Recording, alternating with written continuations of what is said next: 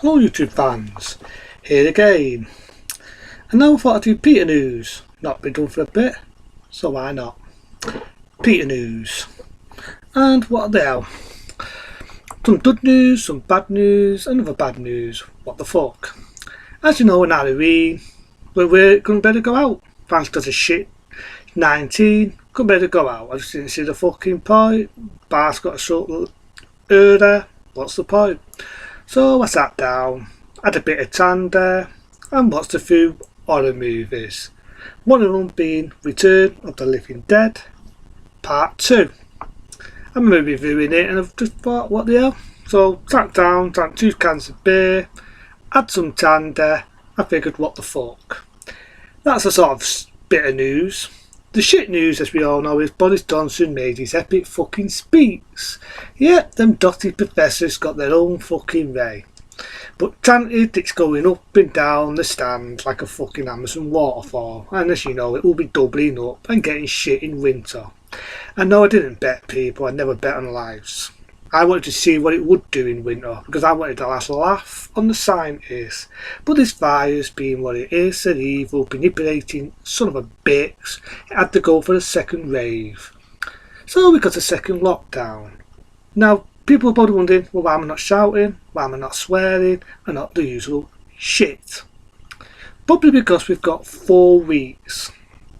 4 weeks. 4 weeks, I'm a man about it. I'm a man about it. As long as my shop is safe, it's being paid for, and I know by the end of the day, other than 4 fucking weeks, I come back, I'm going to be a fucking man about it. If it's to save lives, I could be a man. The bit what made me laugh though, and I've got to laugh. Boris Johnson said it's so families can meet. Now, as we all know, Boris fucking Johnson is planning on families not seeing each other for Christmas. That's right, not seeing one another, and this bit makes me fucking blood boil over. Not only can you not see your mates on Christmas, but here's the downer, if you do, and if your family member sees you, the Bobby will go and arrest you. That's right, they'll fucking arrest you just for seeing your mum and your dad and visiting a family member. All I can say to the police is, it's pretty sad, isn't it, when you got to go and arrest families for seeing families. Whatever happened to the days when you arrest scumbags? There was one Bobby, and this Bobby really pissed me off, because he turned around and said, I will arrest anyone if they go to a family's house. All I can say to that Bobby is, you've not got a wife, you've not got kids, not got a dad, not got a mum. You sad, pathetic bastard. Come and arrest me if this is how you've got to do nowadays to show your fucking authority off. Anyway, that's a bit of news. There was one woman who was with BBC and she threw a dummy out and she actually said, you know what, I'll break the law. And you know what, she was made to apologise. And I'm going to say to this woman from BBC, why lower yourself? Don't BBC, even though they pay your money, sweetheart, granted they do get it from the British amount of us, the taxpayer. Why don't you tell BBC to go and fuck themselves? Because, tell you what, peace, if you're going to arrest people, you're going to be arresting a lot of people on fucking December. That's all I can say. You'll be arresting a lot of people just for seeing their family. But like I say, 4 weeks and I'll hopefully be back in the shop. I'm sure the stands will still go up because apparently food shops, even though that there I know, what's more important, trolls or food? But somehow they've got it in the head that food shops, you don't get it. So if I went to Asda, Sainsbury's, not naming any names here, bought some apples, grapes and whatever, I ain't going to get the fucking virus. Nah, you must be to moon when you go to a food shop. It must be our shops where we do resale. They must have the nasty fires, even though we wear a fucking mask, wear toes, wear duffs, and tell the customers not to go near one another. But somehow, we must have the evil fires. Aston and Sainsbury's, they're okay. I swear, and this is coming from the fucking heart, that if they do that shit again, we've all got to stand in a line of a 2 of fucking zombies, they can fuck off. I am not standing and lowering myself, standing in a tour of people when there's no fucking need. No need. And there will be a test, right, one day, when they check out, busy out these deaths of old people, it will just be pneumonia.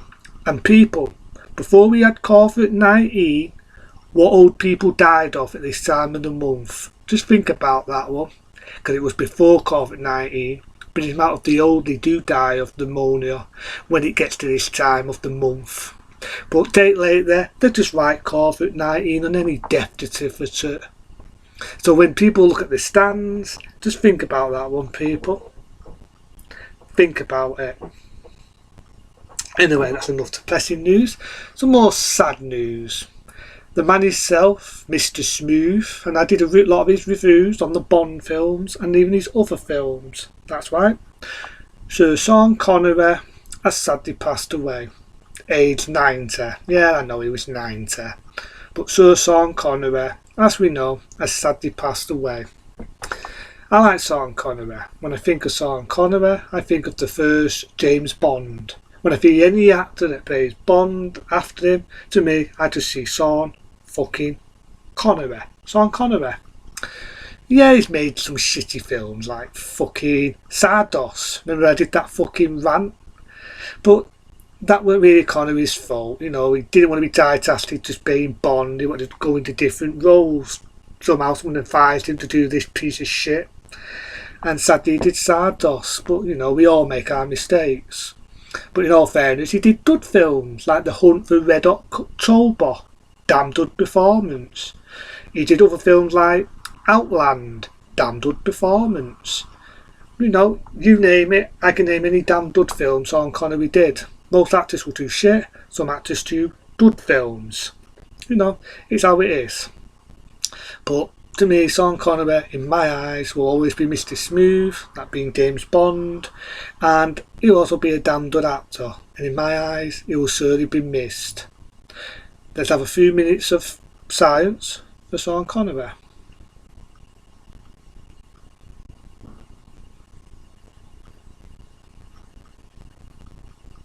Thank you.